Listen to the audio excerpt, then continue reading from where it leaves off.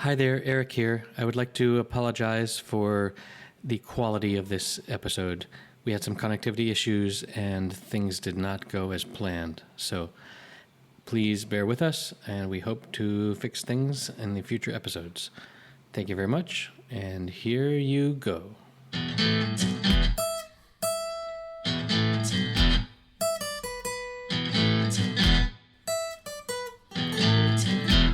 Hello. It just gave me a signal and cut out that said unable to join this meeting, and you went blank. Well, a bunch of bullshit. This is going to be such a nightmare. What? So anyway, Gazpacho, I learned to love when I realized that I was drinking liquid salad. Yes. And the way my mother-in-law serves it is actually with a ladle into a glass, and you drink it from the glass. You're not spooning it as if you're pretending that it's soup. It's like a salad milkshake sort of thing. Huh. And in that way, it's a little chunky, but in that way, it's made sense for me, and I've learned to enjoy it. It's not my favorite thing in the world, but drinking it as if you're drinking like a... Hers was puree, to your point. Puree, yeah. When that was not attractive. It was kind of grayish green, but it didn't have the ambiance that what I've always liked about Gazpacho when I've had it is that it's colorful and it's flavorful. Should be more pink from the tomatoes. And in the best I've had has been akin to a more liquidy nacho dip, homemade with real vegetables, and this was that with more liquid. Right. Which, when I say chunky, drain the broth out of it and dip it with chips. That's right. It's historically, like all soups, it was one of these things where you put together whatever leftover ingredients you have from the week or whatever, and you slurry them together, and you call that soup. That's bouillabaisse. Right. One of my favorite dishes to make and to eat. So, should we address some of our topics? I want to ask about bouillabaisse first. Have you had it? What is that? It's what you just described is a lot of different stuff that you put in, like gazpacho. This is, you work in a restaurant, and whenever there's seafood, that you trim the piece and put a hunk of it, you cut it up, and you put a hunk of it in the cooler because you're not using it. And you do that with crabs and clams, and let's say a lobster claw is broken and you want to serve it. You put that all in the cooler, and then on the weekend, you take out this huge pot of fish and crustacean parts, and you rinse it off, and then you create a broth, tomato-based broth, thin broth, with seasoning from the early cooking of this pile of seafood, and then you add to it wine and seasoning, and you end up with a bouillabaisse, which, in my experience, is a brothy soup. Not a puree, not a chunk, not a. The broth is super thick, flavored water, but it is so chock full of hunks of fish and seafood. People rave over it, and they don't realize that it is like the weekly trash bin of seafood. No, as you've been describing this, I've been scrolling through a webpage that I will put in the show notes at happyhour.fm/119, I believe. When, as you were saying, and then you add wine, like I was scrolling to the point where they're adding wine, it's just really interesting looking dish, and I get how that is amazing. And I made it in a restaurant that seats probably 60, 75 people. So if you've got it on the menu, you better be able to serve it. So I've got a pot that literally is 3 feet circumference, and the amount of stuff that a seafood restaurant goes through in a week. And once you know that you're building bouillabaisse and you're trimming the fish throughout the week, you will be mindful that if you've got a big fillet of cod, that when you get in a restaurant and you get a fresh frozen cod delivered to your door, it comes in boxes that are 3 foot long and weigh about 40 pounds. And when you open up the box, there are maybe 5 fillets of cod that each weigh several pounds that are 3 feet long, because cod is a very big fish. Yep. And what you do to serve the fish is you lay that fillet down, and then you cut out the shape of a smaller fish. And if you want it to look like flounder, you make it very thin. And if you want it to look like perch, you cut it very small. If you want it to look like walleye, there's a certain cut to it. And because you're working with essentially block of fish, which you can carve any way you want. Cod is wonderfully firm and cuts smoothly and cleanly under the knife. But when you're doing that and you know that you've got bouillabaisse coming, those chunks that you trim off become bigger.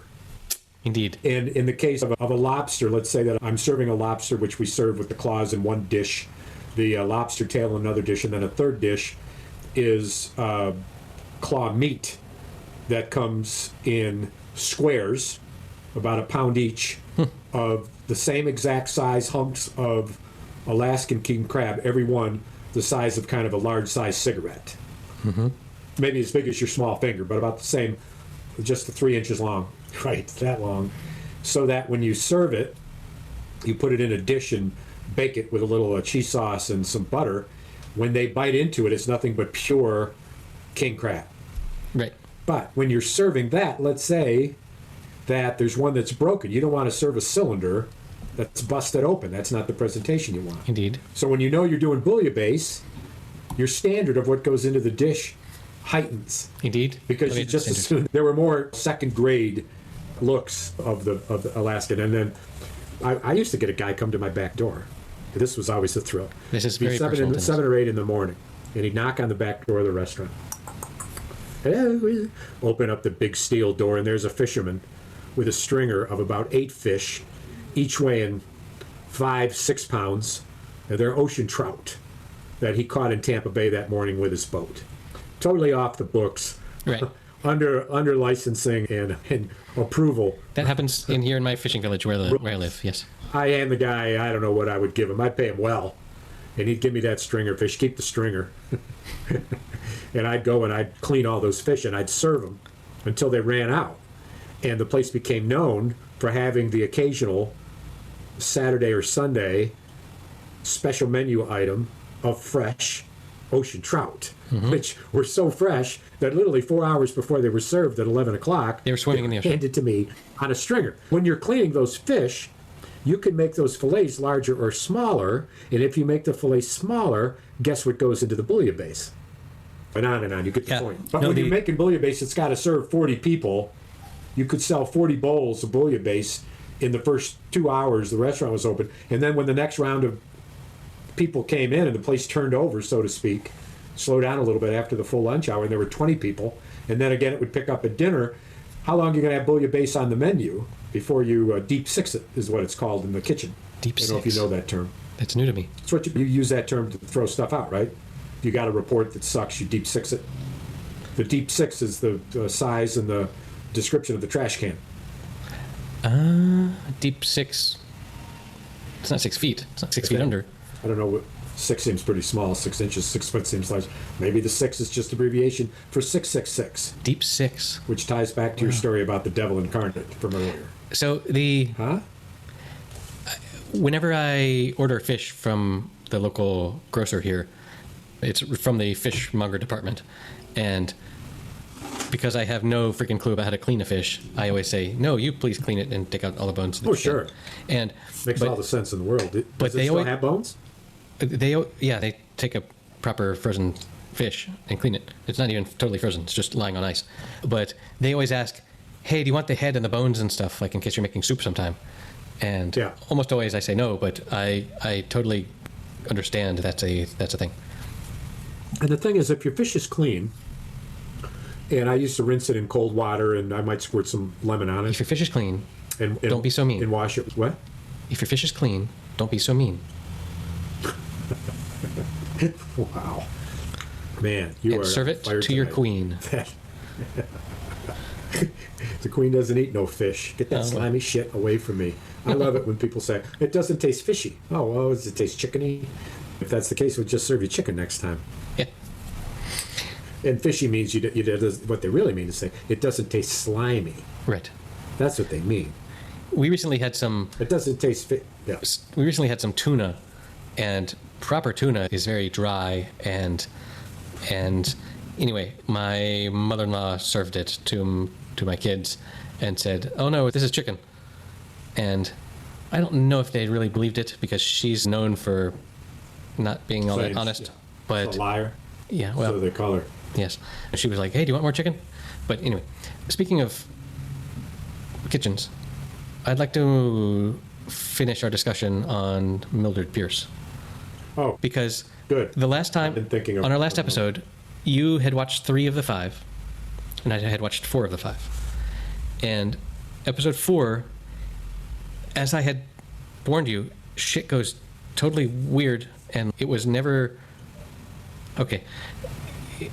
Who would have thought that opera would have been part of this series at all? No one, until you I get to thought episode 4. yeah.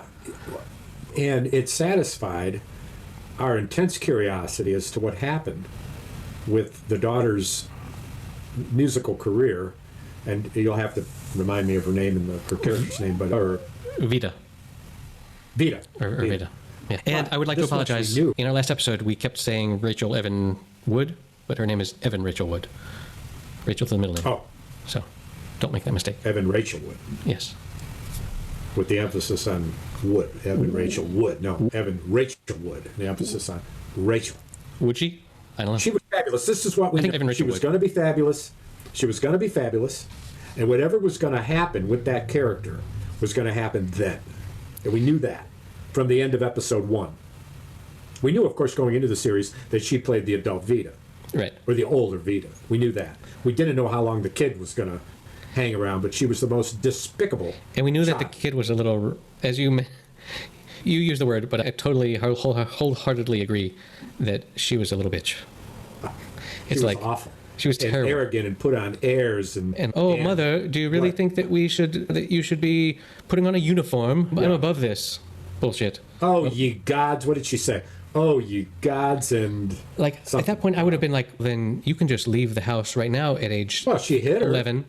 But The scenes where she yeah, but it's like, hit her. look, you're 11. Bye. Go find your own job, and see what sort of job you can pull down, being all hoity-toity.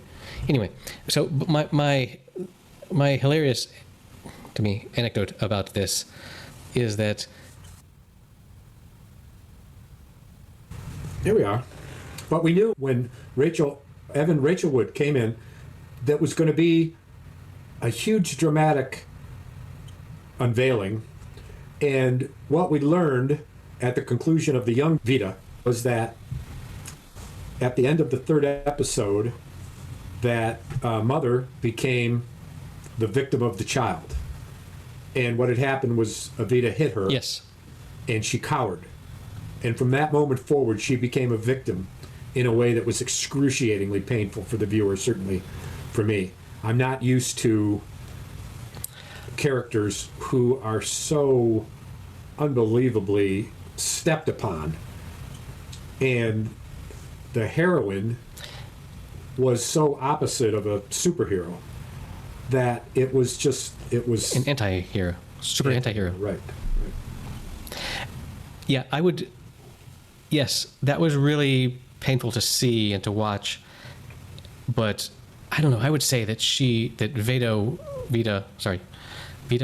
Darth Vader, she was in control from when she was a child. Like, she was demanding shit of her mother in a way that I think, as a grandparent, I think you spend time out in the park with your grandkids, and there are certain parent-child dynamics that you can witness where the child is commanding the Right. parent. No, yes, I think that's well put. And in fact, the slapping that the child received on 2 occasions and the absurd spanking, which I'm certain was intended to be just ridiculous.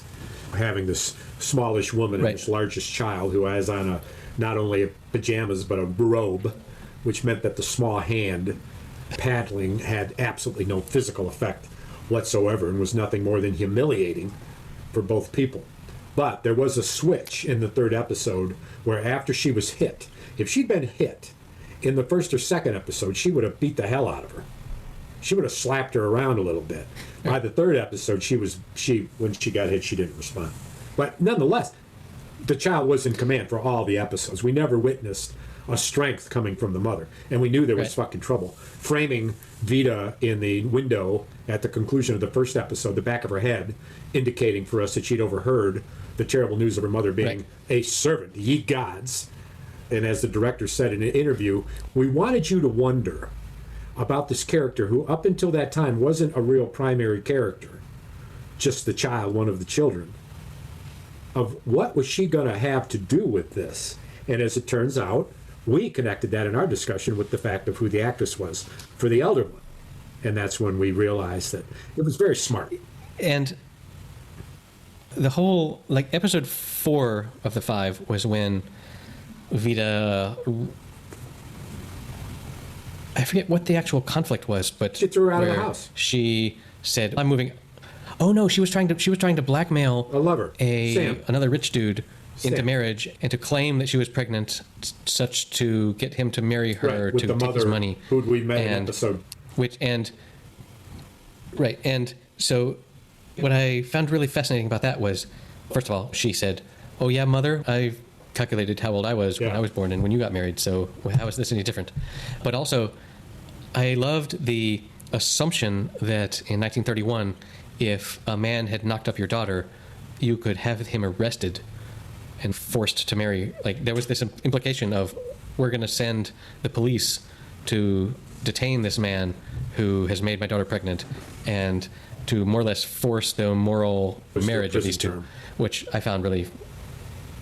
But that was interesting. But the hilarious thing that occurred was after our last recording, where all I had was the 5th episode to watch, and I started watching with my wife, who had watched it the whole time. And after episode 4, we didn't really enjoy the show that much anymore. But we were like, "There's just one more episode. We have to do this." And why didn't you enjoy it? We started watching, and she fell asleep after. Because of the character? The first part, I guess I hated Vida so much, and I also didn't really respect Mildred or Monty, Guy Pierce. And it was just like, this is such a clusterfuck. Every character, except for Bert, was fucking despicable. Of course, that's not true either. The woman expertly played by the lady from, what's her name, Withingham, who took over the restaurant. She wasn't despicable either. So there were several non-despicable characters. But the primary characters, the 3 of them, they were all despicable. Who's the lawyer? What's his name? Bart? No, I don't think there was Bert and Bart. That would have been bad writing. You don't, eh? I forget what his name was. And what makes you so sure yourself? Bert and Bart. No, but yes, he was a jerk as well, and always trying to talk on things. But anyway, let me get back to, we were watching the 5th episode, and we got 45 minutes in, and my wife was like, "I'm falling asleep. Let's watch the last 15 minutes of this later." And we were like, "Okay, fine." And then a day went by, and we didn't watch it, and then the following day we said, "Okay, let's finish this last 15 minutes of the show." And the last 15 minutes is like 7 episodes, because when I pressed play on what we had paused, it was when Mildred was going to look for Vida in her bedroom in this mansion. Oh my! And exactly right. And this is the last 15 minutes. So we went from knowing that they were upset with each other to discovering the big reveal and the big "fuck you, mother." And in the moment, I said, Mildred is going to kill her daughter. Right before she went over to try and strangle her. I thought if there was a gun involved, if there was a gun around, both Vida and Monty would have been dead. But she didn't have one. But then it went directly to a marriage, and then it like tied up and they reconciled in a nice bow at the end. Mildred thought, which you never, ever would have thought that right up till it happened. The surprises, exactly. Like the fact that Vida would have attended her wedding, like that made her so happy. But did you trust it? There is an interview. I don't know if you watched the director's interviews. I watched some of them for this, but there was part of an interview that I saw that you will find really interesting, I think, is that there was a moment in the last 15 minutes when Vida was at the Philharmonic at her New York huge event, and she was allowed an encore. L.A. And the encore was intended for her mother. And immediately prior to her coming out and singing the encore, Mildred had borrowed or had a set of binoculars and was watching Vida up close. Yes. And in the role that Vida was playing, she was the vilest of character, and she was very angry in that particular operatic expression of that phrasing that they showed under the binoculars. And the director said, and it's very notable because she looked so incredibly satanic. And the director said, "We wanted you to know that this was the moment that Mildred realized just how evil Vida was, and how thoroughly she was a hateful character, and as it turns out, a precursing emotion, if you will, that once the strangulation happened, when she was strangling her daughter, you could connect that scene with this scene that I'm describing quickly. I don't know that I buy that, because I really think that Mildred, when Vida showed up at her wedding... That happened first. This was many scenes later, after they had reconciled. Oh, yes. Because they had... The screenshot to preview, the thumbnail for the 4th episode, or 5th episode, was of Mildred and Monty and Bert all sitting there with Mildred with her opera glasses. And when we pressed play on that episode, we were like, what is she doing there with her boyfriend and her ex-husband? Like, that didn't make sense. But then when it actually happened, when she had been married to Monty, I keep wanting to say Guy, and in the moment, yes, you're right, it made sense. But man, so when I looked into this, of course, as I said last time, this was a Crawford, movie from a long time ago. Who played Mildred. Yes, but it was so like, to us it seems like a super period piece, but it was set in 1931, but it was written in 1941. So it's fairly current, these things. This is like someone now writing a period piece set in 2011. Yeah, that's a great point. When you mention how much you love the cars, I did too, and I've watched them and studied them even more. But one of the cars that was just fucking wonderful was Monty's convertible. And just, of course, just amazing. And the other, wasn't there another convertible in it? Anyway, but the cars are great. Probably. And the other thing that I have to say I just loved in episode 5, in a particular scene where Vida, who had spent gobs of money, some she didn't have, she was dressed in some of the most wonderful costumes and outfits. And in the scene, one of the closing scenes, when she is standing in front of her taxi cab leaving, and Mother Mildred figures out all of it. Yes. I remember that dress. That dress with those buttons and that hat, that color in front of that bright yellow taxi. I got to tell you, I looked at it and I said, played. I mean, I thought it was so perfect. And the thing is, and I felt this too, at this very moment, that very moment, is that when Mildred and Bert got back together again and they said, let's just get Stinko, it reminded me, as it had throughout, how obvious it was that this was a remake, and that the screenplay was almost, you couldn't mess with it much and still be true.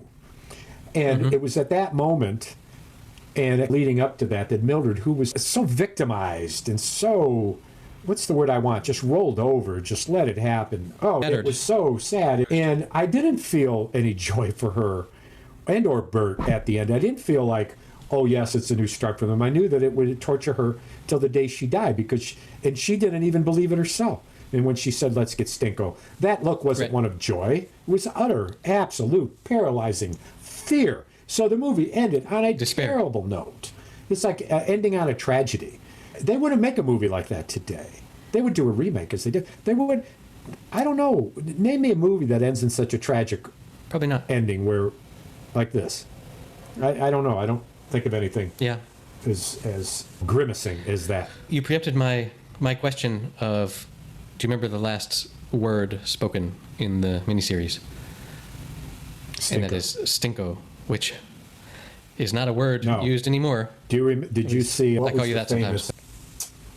Meryl Streep movie that she cut her teeth on, her first Oscar nomination, where she played the Polish woman in America to, let's see, who's the actor who played... Yes. Sophie's Choice? Yes. No. Sophie's Choice. I've still never seen that, although I know the term choice. You've seen all the Ghostbusters, correct? The dude, Indeed, the little yes. dude who plays the Polish guy in the second, who's on his knees begging for assistance from the devil. Yep. That dude is in Sophie's Choice, one of his earliest roles. He literally is in his early 20s. He's so young. And his name is Polish in the movie, I think, American perhaps, but his nickname is Stingo. Stingo. And in a very funny scene, Meryl Streep, just so god-awful lovely and touching in this movie, which is, you got to put it on your list, man. It's unbelievable. She calls him Stinko. And so when Mildred Pierce and Bert say, let's get Stinko, and she says Stinko, of course, that movie came to mind in this wonderful character. He's also the narrator of the entire movie, which, and in the book, too, which... Hey, that's potential homework. The book, it's one of those rare occasions where the book and the movie are almost equally pleasurable and wonderful.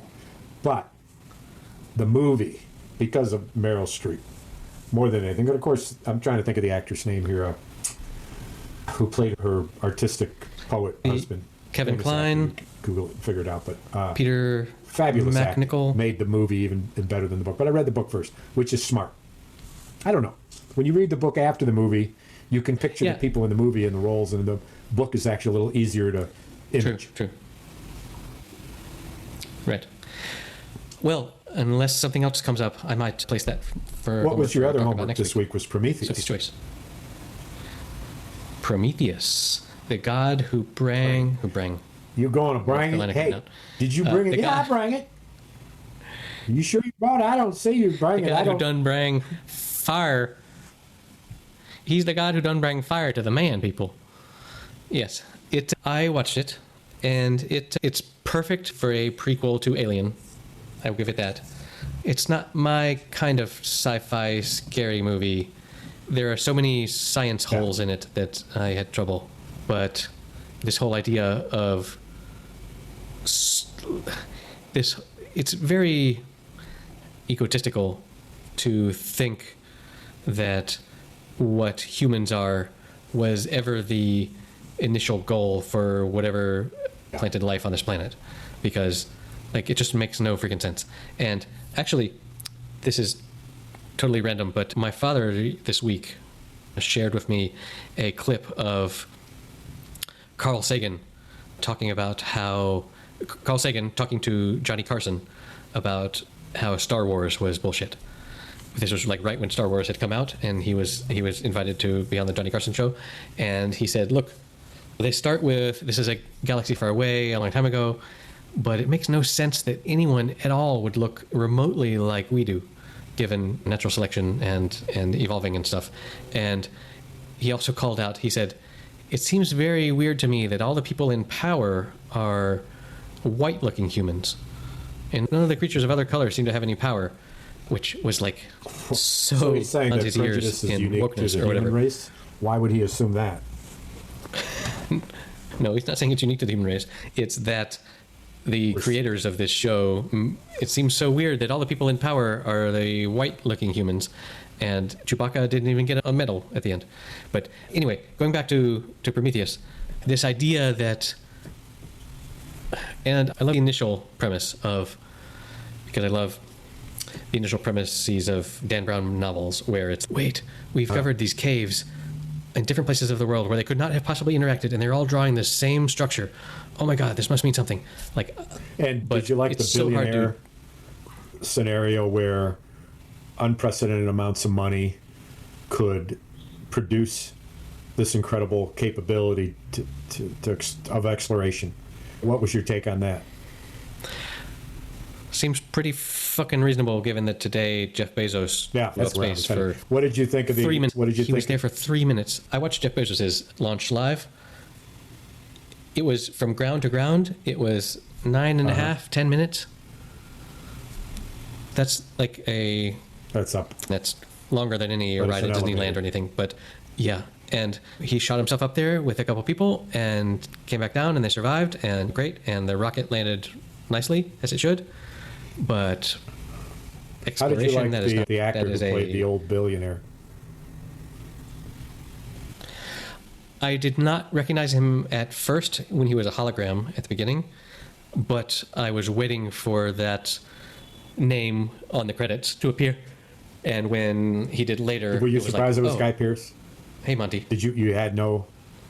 I had seen who was in the movie. Unlike you, I did not. So I wondered who the actor was. I had no clue. So it wasn't until I saw the credits, like the third time I've seen the movie recently, because I saw the end of it. I saw the second half most recently. So here I am the third time, and I never knew who played the old guy. And so and then I said, of course that was him. That's why he looked so familiar to me. So what did you think of the robot? What, man? And the characterization of the. Oh yes, I have thoughts on this. First of all, the Guy Pearce makeup. Man, Hollywood really needs to figure out how to make someone look old. This isn't just like we're throwing a bunch of wrinkly shit on your face. Like it looks so bad. Age, it looks so bad. The movie's not particularly recent. Yeah, this is 10 years ago. This is 10 years old. But you may know something about that. I know something. The robot, man, that dude is a handsome fellow. Yeah. Fassbender. Michael Fassbender. He's just a looking dude. Perfectly suited for the role of the perfect man. The beginning of it, when he is padding around getting his directions. There was a scene that I missed in the last view. He's riding his bicycle and shooting hook shots into the basket perfectly every time. He's just goofing around on the spaceship. This isn't the only time he played a robot. I wonder, why am I thinking of was this in the movie? There's a man, a very wealthy man, sitting in a chair, a modern-looking egg chair, looking out over a grate through a full wall window of an expanse of some unique landscape, and the robot pads in. Fassbinder is a robot, pads in on bare feet, and it's in the beginning of the movie. Is this the movie that's in? Does this scene? Who was sitting in the chair? Yes. Who was the actor? Yes. There was no one in the chair. No, he was alone for a long time on the spaceship, just minding his own business, waiting for the 200 years or whatever. It didn't. 2 years or whatever to arrive. He must have played the robot. He did. I'm sure he played a robot in another movie. I don't know which. So this is actually a tie-in to our last episode. The slow internet connection. Michael Fassbender was nominated for an Oscar for 12 Years a Slave. I assume he was one of the slave owners. And he lost that nomination to Jared Leto of last year's conversation. Last year. Feels like it. Last week. Dallas Buyers Club. Yes. Interesting. Yes. So that's, I think, hey, man. What? Hey, man. What other homework did you have? You sent me a couple things I looked at, but you sent me a... I told you to watch Interstellar, but that's like a serious bit of homework. I didn't even do it. I'm sure you haven't done. I gotta, wait a minute. I gotta have the paper and then... You know what I think? Here's a unique idea. I'll write it down. Or you could write it down. Stellar. Stellar. Could have been a contender. Yes, so that's a potential movie for you. My potential homework is Sophie's Choice, which I've heard is not a happy movie. It's not a happy movie, but... Especially given that I have two children. Yeah, as I do and more. But, unlike many movies that may not be happy, like Mildred Pierce, for example, which I would grade Sophie's Choice in the top rating A category, and Mildred Pierce a strong B, to give you an idea. But what takes you beyond, way beyond whereas in Mildred Pierce come forth episode is, God, how much longer do I got to watch these people in these despicable situations? No good will come of sensation. Yes, Monty, Mildred, nor Vida. This all just so bad for everybody. Horrible. This movie, you will not ever feel that way, because the acting transcends and grabs you, and you're on the edge of your seat. You will never say, yawn, I'm thinking of shutting this off now. It's gripping. And the narration by Stingo is a wonderful touch, because he's reminiscing and he's talking about this part of his life when he was aspiring to be a writer. And obviously this... Okay, don't tell me too much more. You'll find this out in the trailer. There's no surprise that Stingo is a writer who's reminiscing. But my point is that it's, aren't we all? Even though it's sad like Mildred Pierce is sad, doesn't compare. They're not in the same category. Nowhere near. Okay, good. And, Don't tell me anymore. Winslet, I don't good. think it's one of Winslet's best jobs. It's the weakest. Because I didn't like the character. I didn't like. She won. Yeah, she won Emmys.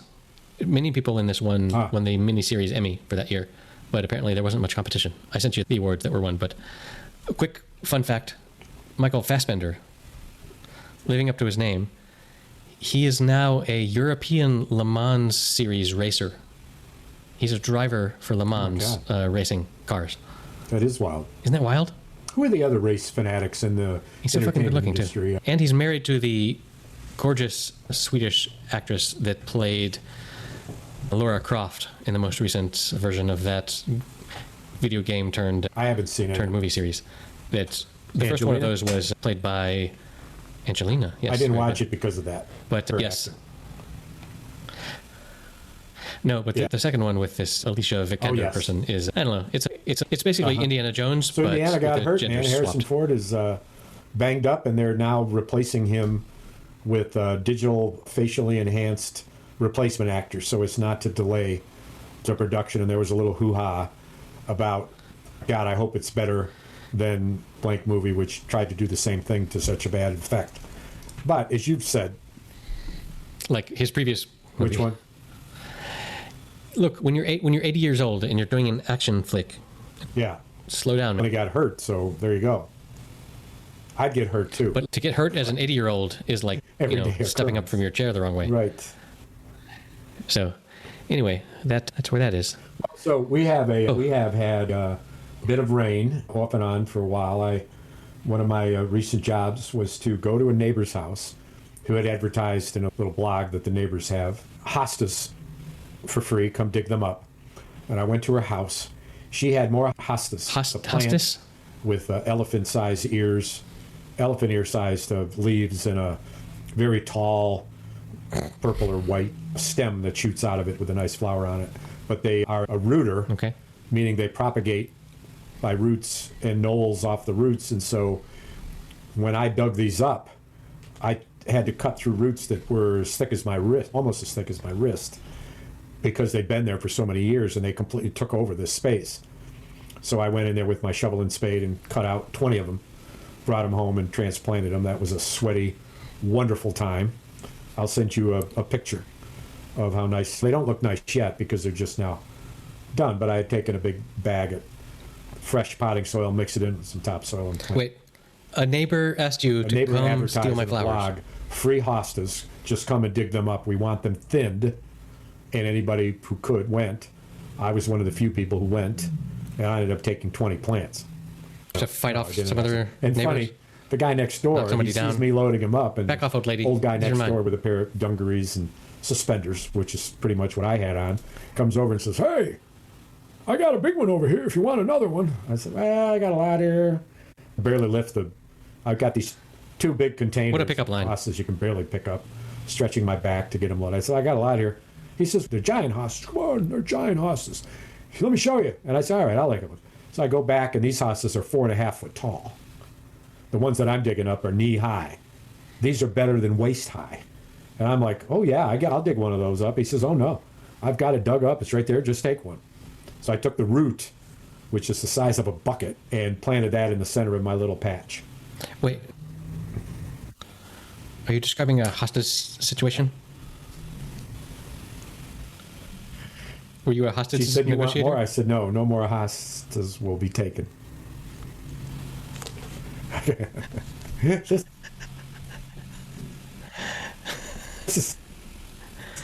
Hey, 8 minutes to say something that was, hey, you're on fire. It's about time you lobbed a ball into my court. That's right. Jeez. There you go. That's going to end it on a happy note. There'll be no musical ending on my end. Well, there'll be no sudden, let's go silent kind of thing we've been doing now for 6 weeks. Instead, I think we should. Look, I love you too, man. Let's do something. Hug it out.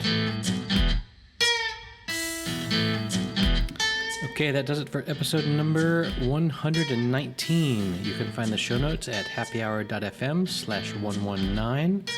You can help support us by going to patreon.com/happyhour. We would very much appreciate that. And I'm going to watch Sophie's Choice in the next week, so if you'd like to do that and follow along, be my guest.